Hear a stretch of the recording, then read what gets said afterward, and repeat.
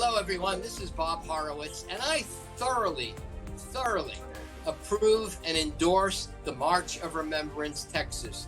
I do it so that I underwrite a scholarship in my parents' honor so that the young adults of today will never forget what took place in Europe during World War II.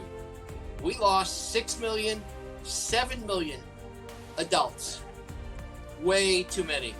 And in the face of today's coronavirus, where we're losing Americans, we will survive. We will all overcome this. Now, stay tuned for an important program you will thoroughly enjoy. Holocaust Remembrance Association presents Hope in Hazardous Times. We're raising our voices against the ever-mutating virus of anti-Semitism for the healing of the world. Tikkun Olam. Hope in Hazardous Times. For such a time as this. Holocaust Remembrance Association sensitizes hearts to the issues of the Holocaust. Yearly marches of remembrance, university scholarships, and the Holocaust Garden of Hope in Kingwood, Texas, are planting seeds of righteousness and raising awareness of the perils of being silent in the presence of social injustice. Remorseful descendants of German Nazi perpetrators organized the first marches in Europe, expanding to over 400 events worldwide and counting. Marches of remembrance mobilize our world to remember the Holocaust by giving survivors and their descendants a voice to facilitate reconciliation between victims, perpetrators, and their descendants, and to take a stand for Israel and against modern anti-Semitism. For details, see hra18.org. That's hra18.org.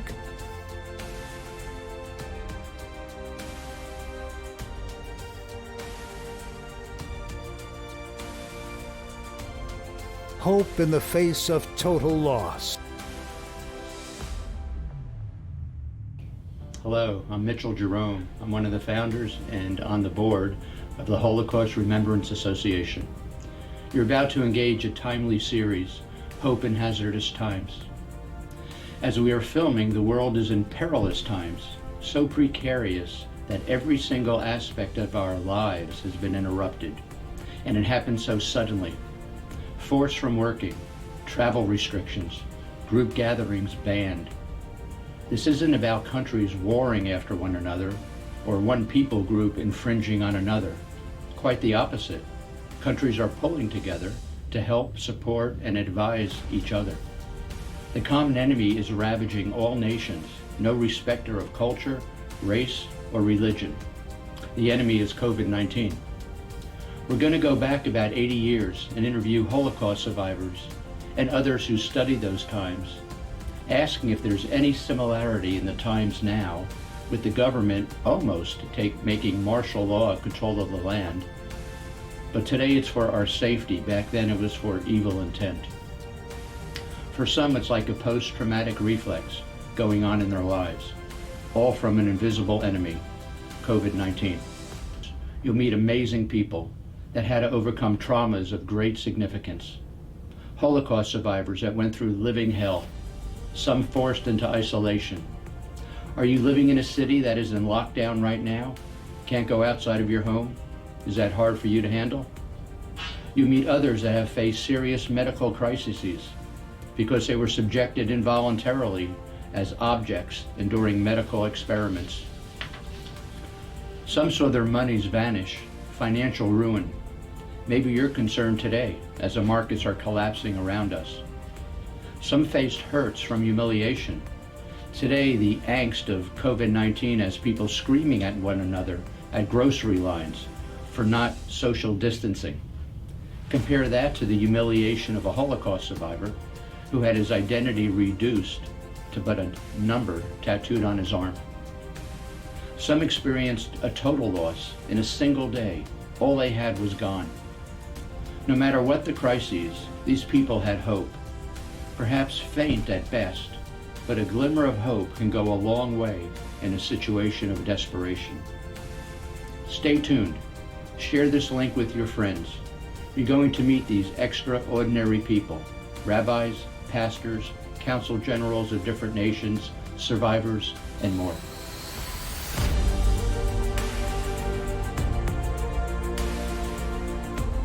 Shalom to all the organizers and the people who take part in the March of Remembrance 2020. These days are days of total loss. People are despaired, people are afraid, and people feel that they are losing their ability to get along in this world. This takes me back to the Holocaust 75 years ago.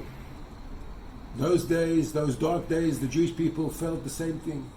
They felt that they had no dignity, they felt that they were losing their lives, their families, but they overcome. And today, as a grandson of a Holocaust survivor, I can say proudly that we overcame those days. We will overcome these days. The total loss that we feel are feelings that will eventually fade away.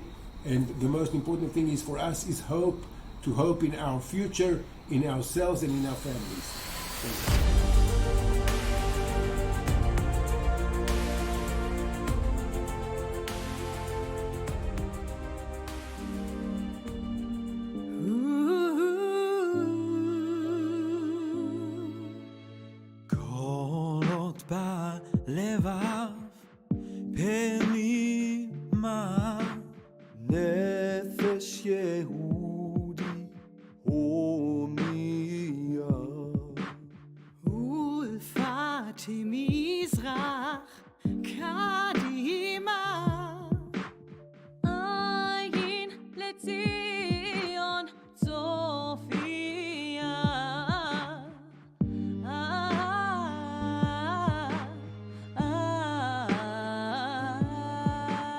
Israel, Volk Gottes, erwählt und doch verstoßen. Die ganze Welt hasst dich und das ist noch der Lohn, denn du hast alles Leid gesehen. Und der Neid der vielen kostete Millionen von Seelen.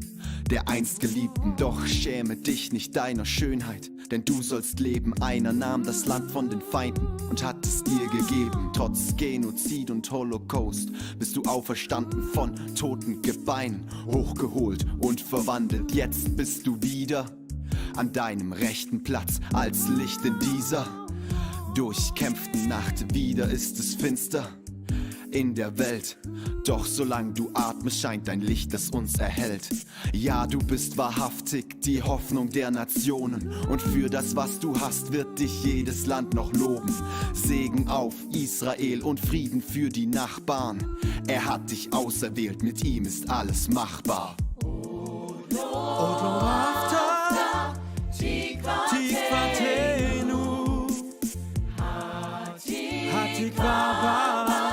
שנות אלפיים להיות החופשי בארצנו ארץ ציון Jerusalem.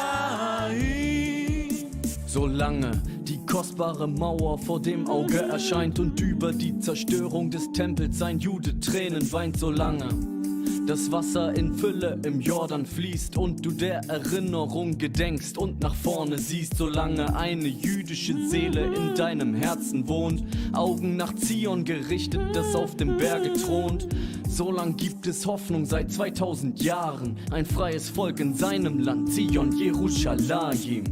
Kehre heim, Israel, weil du dann Frieden hast. Dein Arzt wohnt in Jerusalem und Balsam ist in Gilead. Dein Arzt ist Gott, er ist Heilung und die Antwort. Der Gott von Abraham, Isaak und Jakob. Geliebtes Israel, vertraue ganz auf ihn. Er schlägt die Feinde in die Flucht und gibt dann den Sieg. Der Bund mit seinem Volk besteht immer vor Gott und er hält sein Wort in Ewigkeit und so lang gibt es Hoffnung.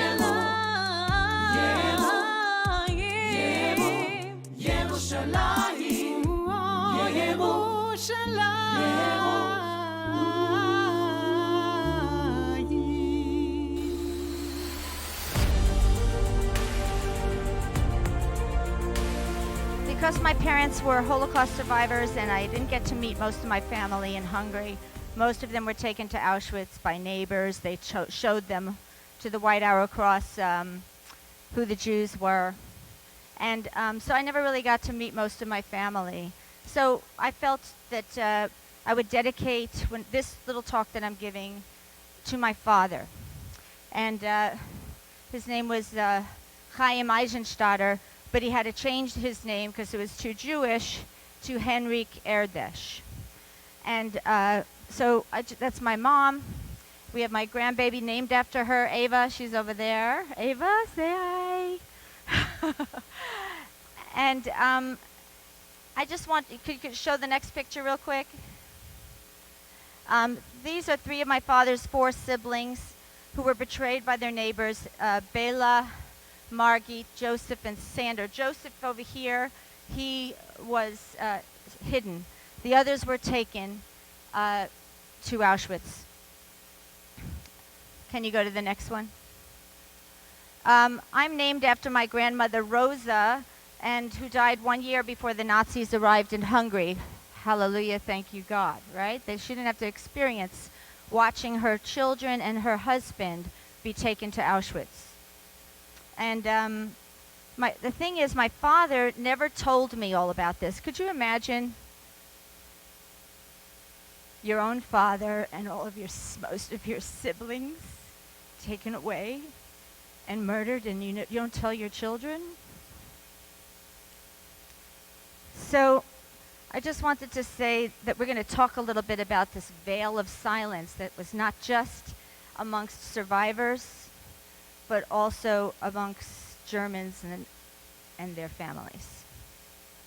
The March of Remembrance, I just want you to know, is an important fit for Texas A&M due to the selfless service that is already ingrained in this culture.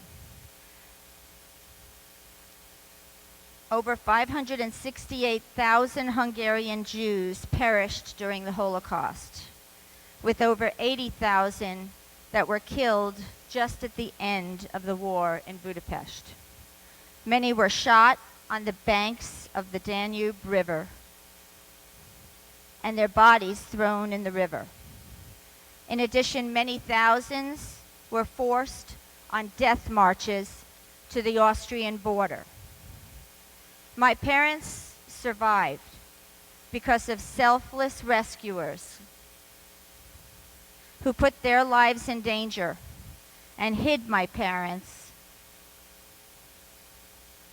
And I'm honoring my father, who made sure that my mother was hid in a hospital. It was a fake hospital. It was a front, while he was moving from house to house as Jews were being hunted down.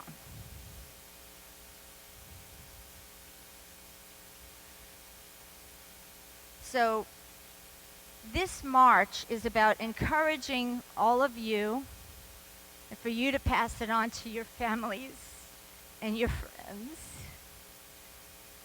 to rise up and not be bystanders. Is that okay?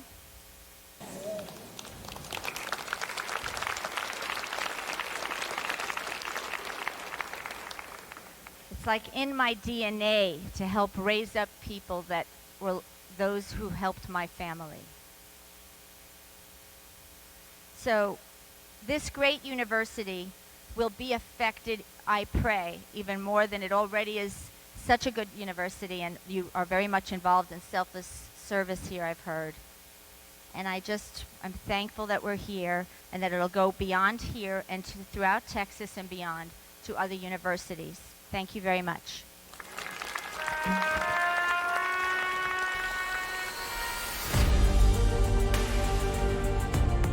Hello, my name is Simon Wellner.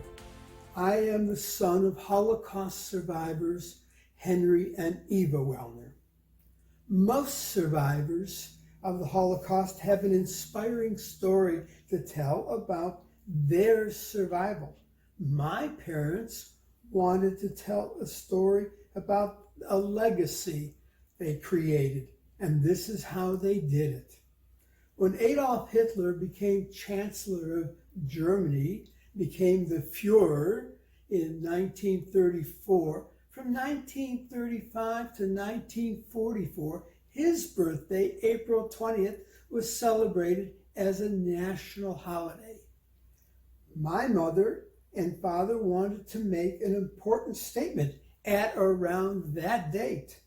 In 1947, my mother purposely gave birth to me, a Jewish male, on April 20th, as their way of getting past Hitler and his terrible final solution. I was born in a displaced persons camp in Bamberg, Germany.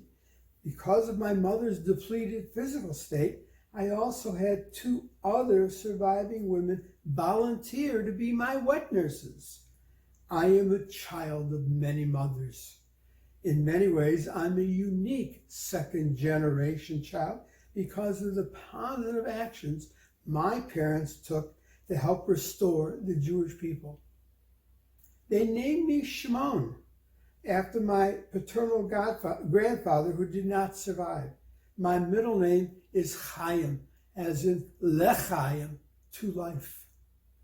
When life circumstances in the United States allowed, my mother gave birth to my sister Pamela, exactly 13 years later. If one statement was good, two statements of life was even better. For 60 plus years, my family celebrates love and happiness on April 20th. My story as a second-generation survivor is intertwined with the life story of my wife, Carol. Carol was born in Linz, Austria, a displaced persons camp in April 1947.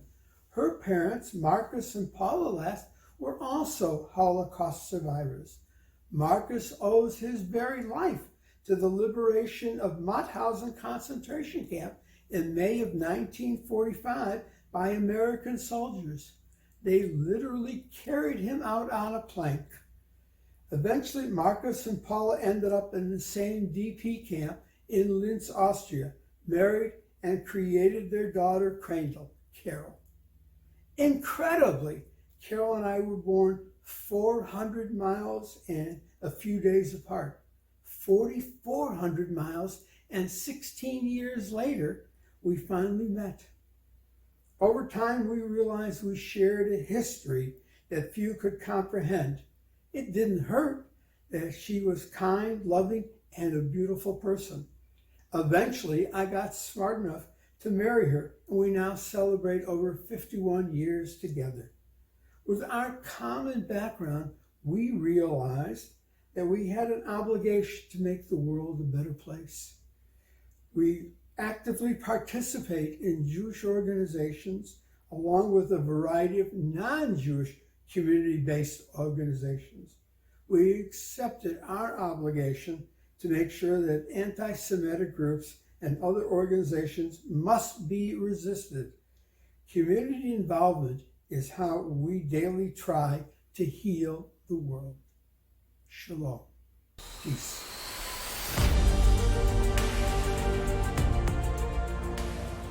Shalom, Chaverim. I'm Rabbi Dan Gordon of Temple Beth Torah. Our biggest fears are fears of the unknown. And what's the greatest unknown? But what happens to us when our days are over?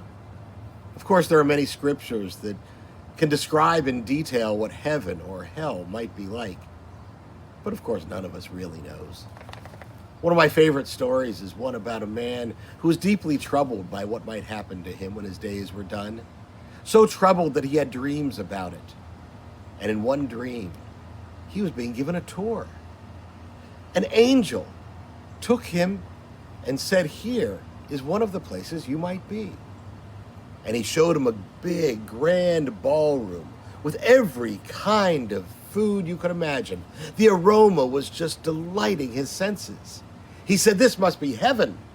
But the angel said, "No, I'm afraid not. This is hell." And the man looked at the faces of the people sitting at the table, and he saw they were annoyed. They were aggravated. What was wrong? Well, these people did not have elbows. They had 2 arms with a fork and a spoon attached. But they had no elbows, and they could not bend their arms to feed themselves. And all the food was spread at the table, but it could not come into their mouths, and they were tempted, but they couldn't feed themselves. The man was very disturbed by this. He said, "But is there a heaven?" The angel smiled and nodded and took him into another ballroom. It looked identical to the first. The same kind of food, the same kind of aroma. He said, "Is this the same room?" No.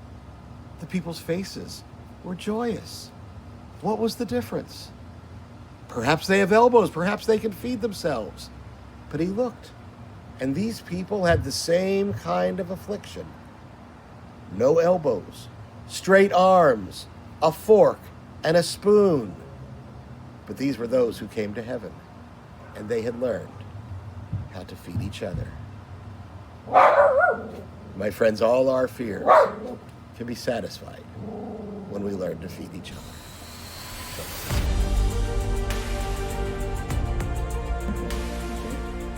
So I'm here with Mr. Alexander Pollack of Houston, Texas. Alex was originally born in Yugoslavia. Alex, can you tell us a little bit about your family life before the war, before World War II? What was it like prior to the Holocaust? We were a middle-class Jewish family living in Yugoslavia and Bosanski Brod on a mobile oil refinery where my father was a chief chemist. We had a good life. So, I mean, you mentioned in the past, I believe, that your family, I mean, you were with the refinery, you had a very prosperous family. Yes, very prosperous. Very well-educated family. Yeah, of course, my grandfather and my grandmother lived in Romania and Bucharest. We frequently visited them, and it was a good life. And your grandfather brought the first diesel fuel oil sample to Baytown, is that correct? Correct. Okay. And as a result of the Holocaust, of the events, of World War II, yes. What did your family lose? What did you lose as an individual? We lost everything. Hope was lost. Everything is lost. But the incredible belief and the good Lord and the impossible kept me alive. Unfortunately, my parents were not that lucky. And how old were you when the war ended? When the war ended, I was 15 years old. 15 years old. And so there was no school for you during the war, was there? No, no schooling. Okay. And so who rescued you, Alex? Well, the rescue really occurred by Mrs. Yoris, who was a Christian lady living in the refinery, and she took care of us. I lived in an orphanage during the war, and then after the war again, I joined my family in Romania. And I believe you mentioned that you would receive care packages? Yes, we received care packages while I was in the concentration camp on the island of Rab. Luckily for us, it was under the supervision of the Italians and not Germans. Okay. Now, my understanding also is that your rescuer is in Yad Vashem. Yes. As a Mrs. righteous Yoris, of the nation. I managed finally to install her in Yad Vashem and the Garden of the Righteous. Right. Now, Alex, you, for someone that had lost absolutely everything, your family, you didn't have the access to education that you normally would, money, property, possessions, everything. Somehow, some way, after World War II, you came to England, correct? Yes. And you received an education as an engineer? Yes. And then you immigrated to the United States? Yes. Can you tell us a little bit about that? Well, as I said, it was due to the fact that I had a good family, and I had where to take the refuge after the war. And then I was lucky enough to enter one of the best universities in England, Birmingham University. And since then, when I came to the United States in 1966, I built new processes, and those plants are now on a value of several billions of dollars in Chattanooga, Texas. And so and English was not your first language, correct? No. So, and how many languages do you speak? Well, I speak, of course, English. I understand Hebrew and a bit of Romanian. Okay. Now, Alex, in the events that we're going through right now with the COVID-19 coronavirus pandemic, the Yes. economic chaos, the stock market, etc., a lot of people have lost things. Their whole life has been shaken. What would be your message to them? Well, let me tell you, when I left, I was in an Italian concentration camp on the island of Rab, and I was only a boy of about 13, 14 years old, and I fallen sick with malaria, and that was very serious at my age and so on, and we went to join the partisan forces on the mainland of Croatia, and as a boy, of course, was a struggle, but I never gave up hope. So you never gave up, like Sir Winston Churchill, never give up, right? That's right. I never gave up. Okay. And who would you ascribe your success to? Well, success as an engineer or success, overall success? Your life success. My life success really was only based because of the horrible background, that seeing the darkest hour, and then, having a belief that cannot continue. The worst case scenario could not continue. Now, Alex is about to celebrate his 50th wedding anniversary to his beautiful wife. He's been a member of the synagogue. Doris married. From England. From England. He's been a member of the United Orthodox Synagogue here in Houston for how many years? Probably 40, 50.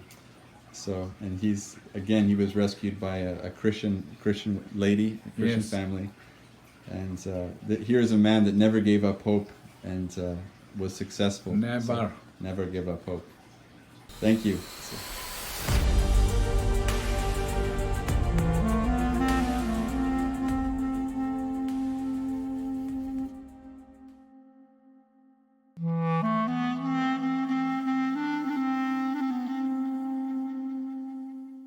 Wir leben in einer Zeit, in der wir uns aktiv an den Holocaust erinnern müssen. We are living at a time when we need to actively remember the Holocaust. Aber wenn wir nicht wissen, was der Holocaust war, der Tod von 6 Millionen Juden, die Verantwortung von Menschen, die geschwiegen haben, dann können wir nicht Verantwortung für die Zukunft nehmen. But unless we know what the Holocaust was, the deaths of 6 million people, we will never be able to take responsibility for the future. Wir erleben, wie der Antisemitismus in einer ungeheuren Art und Weise in Europa und auch in Amerika wieder explodiert. And we're currently seeing a tremendous explosion of anti-Semitism in America and in Europe again. Und ich wünsche sehr, dass dieser Park und dieses Gelände dazu dient, gemeinsam zu lernen und die Stimme zu erheben. And I really wish that this park will serve the purpose for learning together and raising our voices together. During World War II, I was a young child, 7 years old, and my father and family were dislocated from our home. And as that happened, my father was taken to the Jasenovac camp, which is in Croatia, on the river Sava. And I realized that after doing research with some friends, that this was a location and a duty of our people living here to remember and do something about the remembrance of over 700,000 people, of which there were 20,000 children.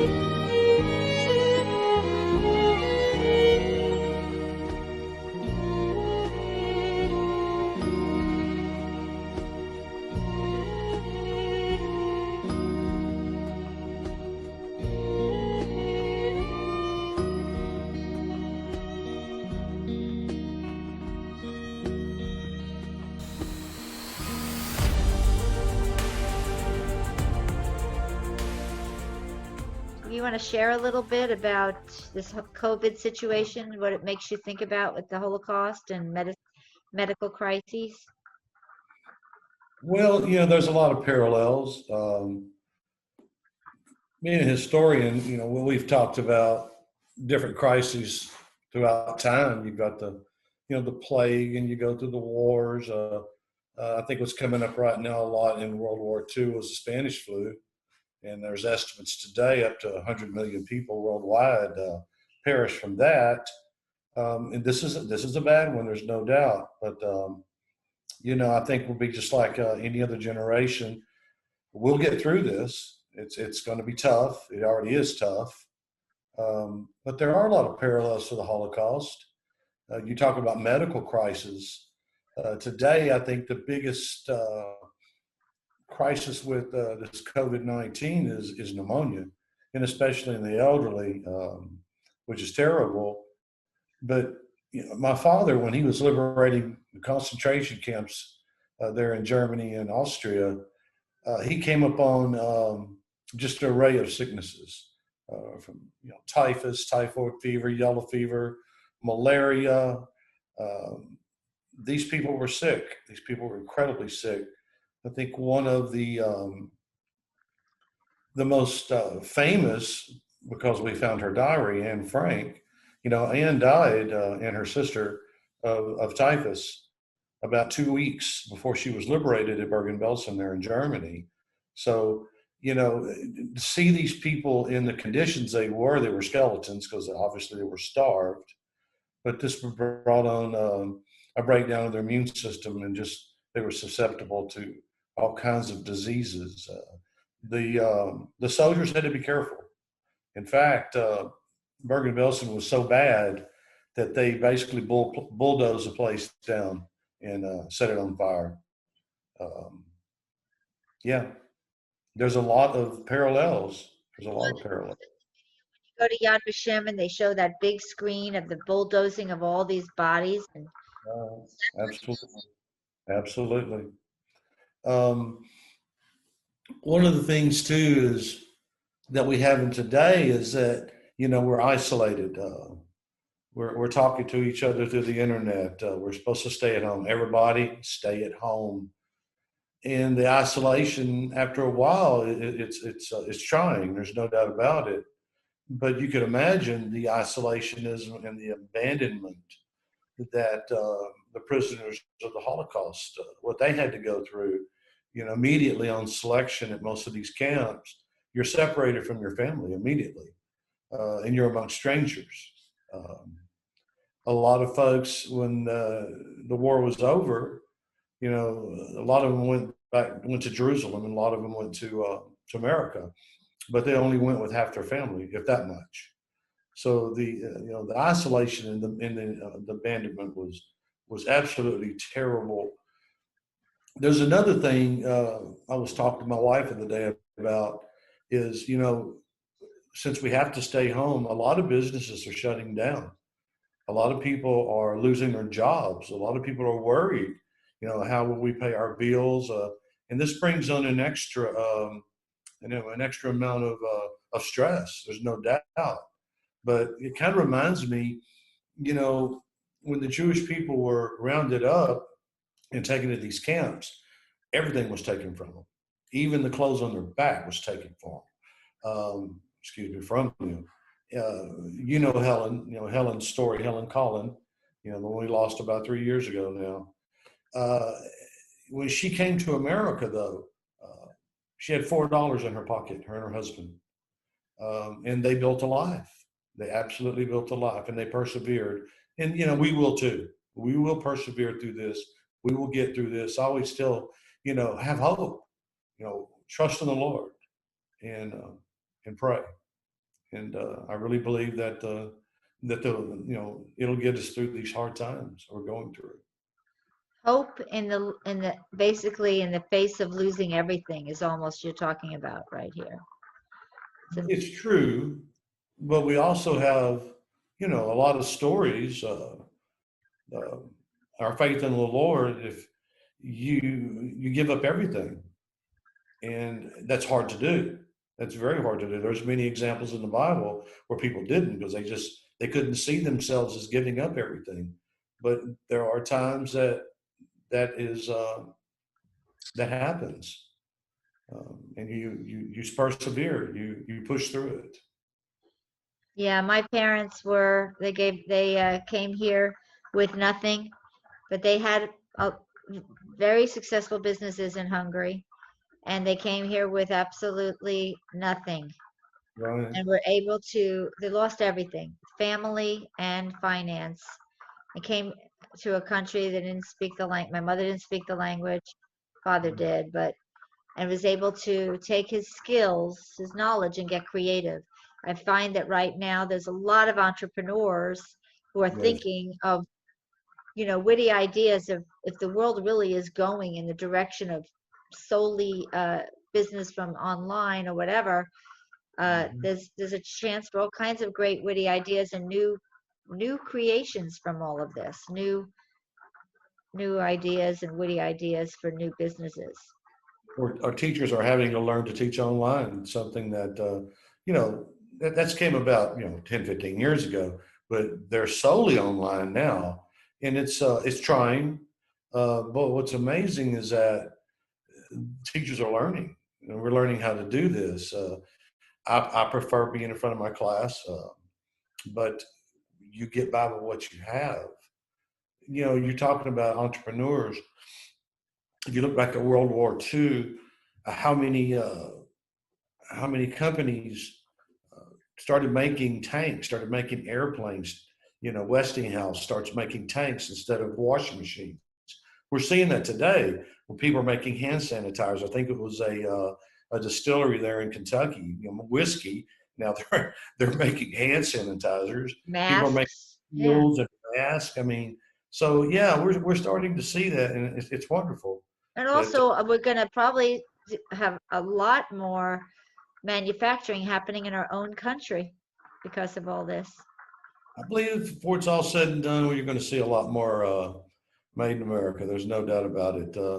One thing that really disturbed me that I didn't know is that 90% of our antibiotics are made overseas.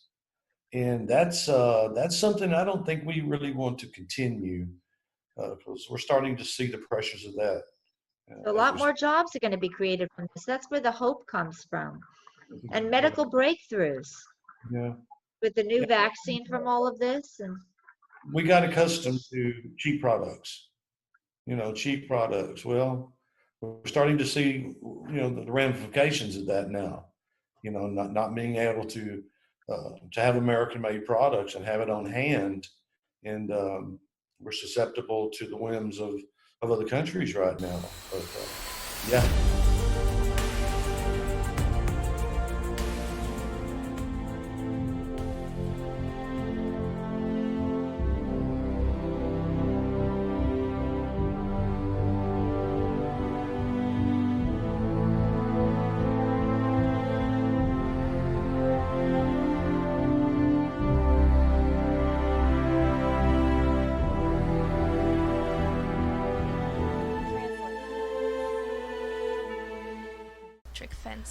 Und weißt du, ich war in Auschwitz und ich wurde dort durchgeführt. I was in Auschwitz and I walked through this camp. Und die Frau hat mir erzählt von Geschichten, dass wenn Mütter ihre Kinder weggenommen wurden, weil Mengele seine Versuche an ihnen gemacht hat. During a tour in this camp, as we were walking through, the woman shared with us about a Dr. Mengele, who was a Nazi doctor there, who would take children away from their mothers to do experiments on them. Und wenn sie nach Wochen ihre Kinder wieder gesehen haben, And when the mothers saw their children again weeks later, und sie sahen, wie entstellt sie waren. and they saw how destroyed their children were. Gestern waren wir zusammen im Holocaust-Museum hier in Houston. Yesterday we went together to the Holocaust Museum here in Houston. Und Mengele hat Kinder zum Teil einfach angebrannt. Mengele just burned children sometimes. Um zu sehen, wie die Haut reagiert. Just to see how the skin would react. So wir waren da und wir waren geschockt. So we were there and horrified. Und wenn Mütter dann ihre Kinder so wieder gesehen haben, when mothers saw their children like this, die sind in den Stacheldrahtzaun gerannt, den mein Opa aufgerichtet hat. They ran at the electric barbed wire fence. weil sie das nicht ausgehalten haben. because they couldn't handle seeing their children. Und mein Vater rief dann nochmal dieser Frau an. And my father called this woman again. Und er sagt, gibt es noch irgendwas, was ich wissen muss? And he asked, is there something else that I need to know? Und sie sagte, ja. And she said, yes, there is. Was du nicht weißt, ist, dass dein Vater auch die Leitungen für die Gaskammern gelegt hat. You need to know that your father helped lay the pipelines for the gas chambers in Auschwitz. Das heißt, mein Opa hat an der Plattform für den Tod von Hunderttausenden von Juden gearbeitet. This means that my grandfather helped to create this platform for hundreds of thousands of Jews to die. Und so, wir stehen heute hier. So we're standing here today. Mit Anna-Suzette war ich erst im Februar in Auschwitz. With Anna-Suzette, I was just with her in Auschwitz this year in February. Und wir sind durch die Gaskammern gelaufen. And we walked through the gas chambers. Und wir waren erschüttert über das zu sehen, woran ihr Urgroßvater und mein Opa gearbeitet haben. And we were so shaken to see what my grandfather and her great-grandfather had worked to build. Und wir stehen hier und wir möchten euch einfach von ganzem Herzen um Vergebung bitten. And we're standing here today and we would like to ask you for forgiveness with all of our hearts. Wo eure Familien nach Auschwitz gekommen sind. If your families were sent to Auschwitz. Oder ihr einfach allein durch die Deutschen terrorisiert und missbraucht und geschändet wurden, eure Familien weggenommen wurden. Or if you have been terrorized or abused or experienced suffrage through the German people. Und wir möchten euch von ganzem Herzen um Vergebung bitten. We would like to ask you for forgiveness with all of our hearts. Und vielleicht dürfen wir noch auf euch zukommen und euch kurz drücken, wenn ihr uns das erlaubt. If it's okay for you, we would like to come and just put our arms around you, give you a hug, if that's okay. Yes.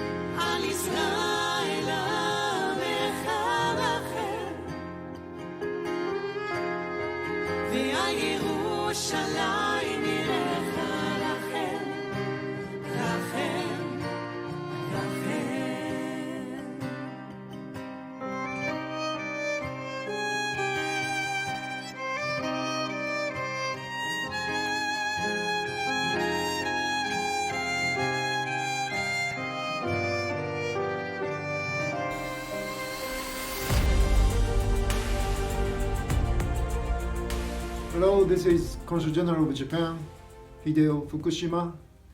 Japan has been in the same boat with the Jewish and other people around the world in fighting against any kind of prejudice, racism, or abuse of human rights in any kind. So in this special occasion of a March of Remembrance, let me resonate with the lofty Jewish notion of Tikkun Olam. Thank you very much. And we have Doug Stringer here, a good friend of March of Remembrance. And we're so glad that you're on the program. It's great to be with you.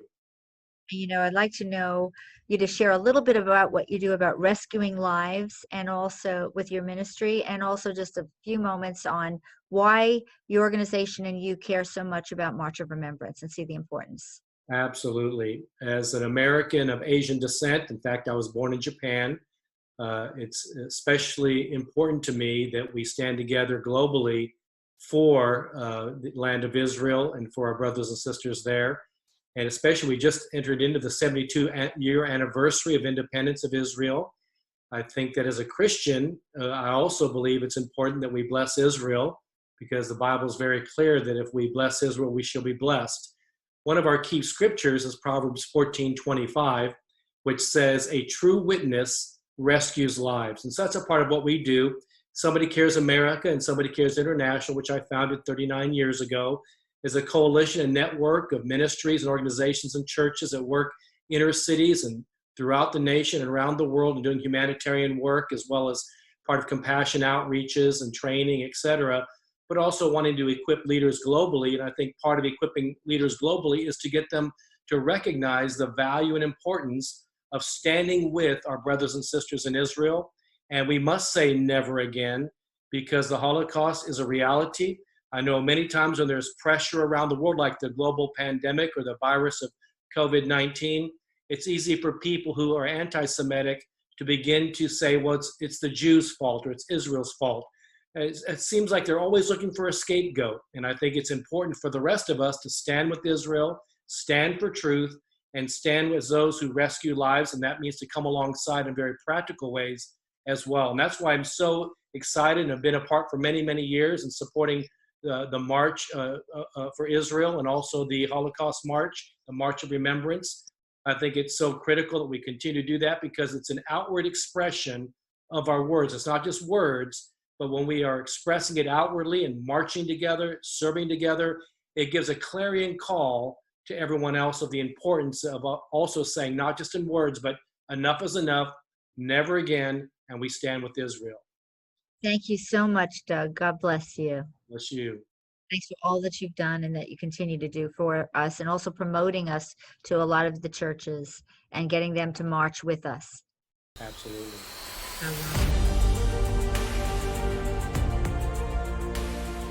When we consider the impact of the Holocaust, one of the questions before us is, really, what is truth? It is true that the Holocaust represents in many ways a total loss of so many lives, a total loss of a sense of humanity, and a total loss of the future that could have been. But on the other hand, the Holocaust also represents some sense of hope. The fact is, there was life in the camps. People were married, babies were born. The truth is that there were righteous Gentiles who made certain that lives were saved that otherwise would have been lost. And it's also true that there were moments of resistance, both physical and spiritual, which were sustaining, even as so much of European Jewry was being destroyed. What is the truth? What is the truth of the Holocaust? And I submit to you that the truth of these acts of resistance, that these acts of kindness and of affirmation of life are just as true as the facts of death and destruction. Particularly at this time where there's so much focus on disease and death, let us also consider a real focus on the many acts of loving kindness which are taking place right now, and the courage of the physicians and other members of the medical community who are making life possible. As we consider the Holocaust this year, let us consider the whole truth, the truth that sustains, as well as the truth that is so painful in our history.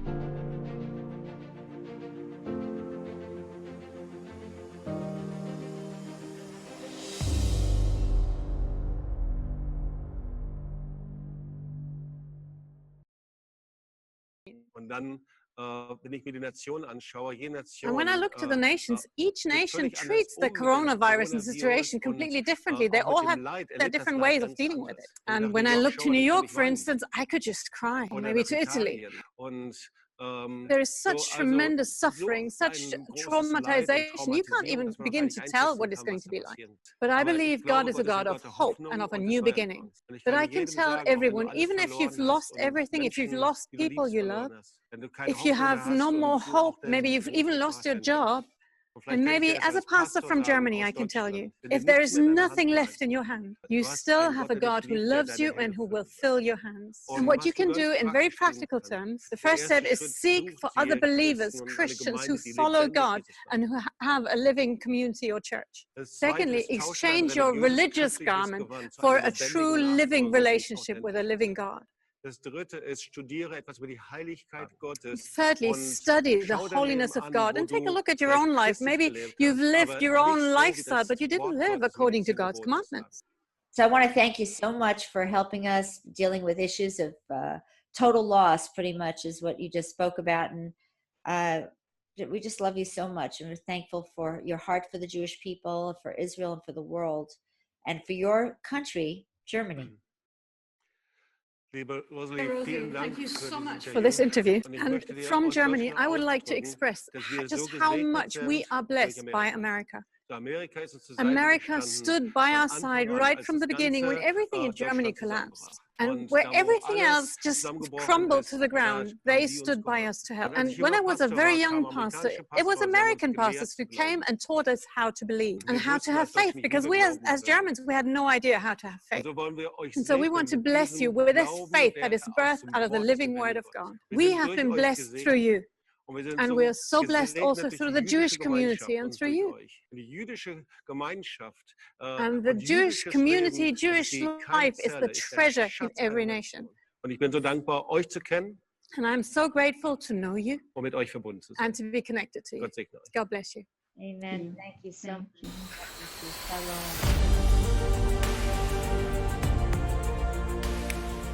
May God bless you and keep you in good health.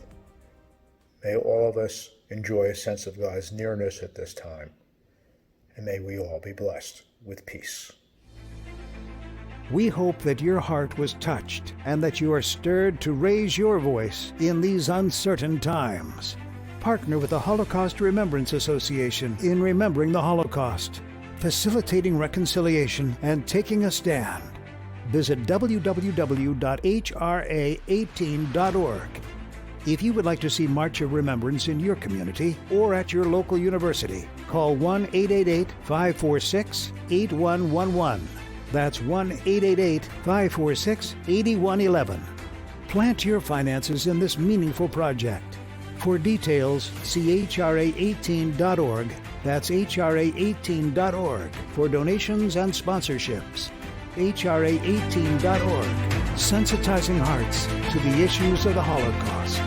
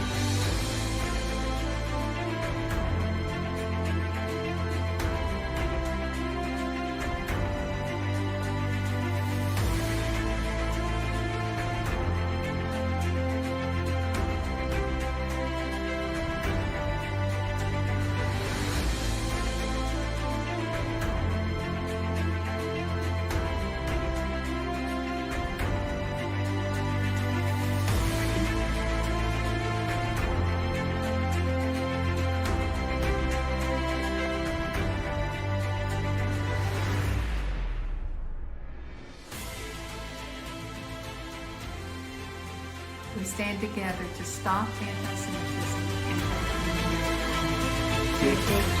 and